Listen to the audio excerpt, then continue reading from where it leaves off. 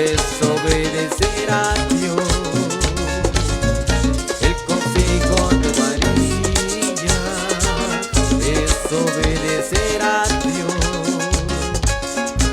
Si cabe tu alegría, si tienes dolor, haz lo mismo que María, corre y busca al Señor. El consejo de María es obedecer a Dios. El consejo de María es obedecer a Dios. Bendiciones a todos los hermanos que nos están viendo a través de Canal 2 Agua Tibia Radio. Bendiciones y a través de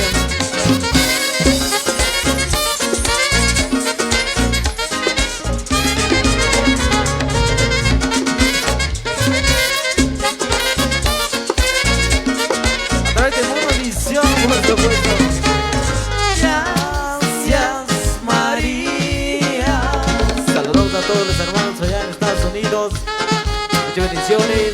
Gracias, María.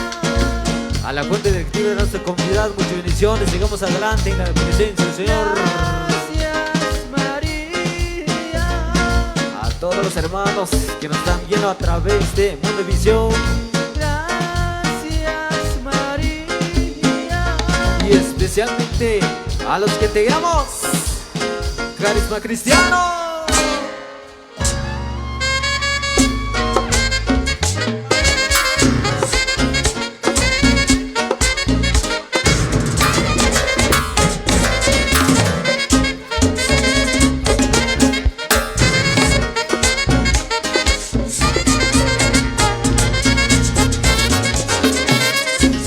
Gózate, goce de la presencia del Señor en esta tarde, mis hermanos.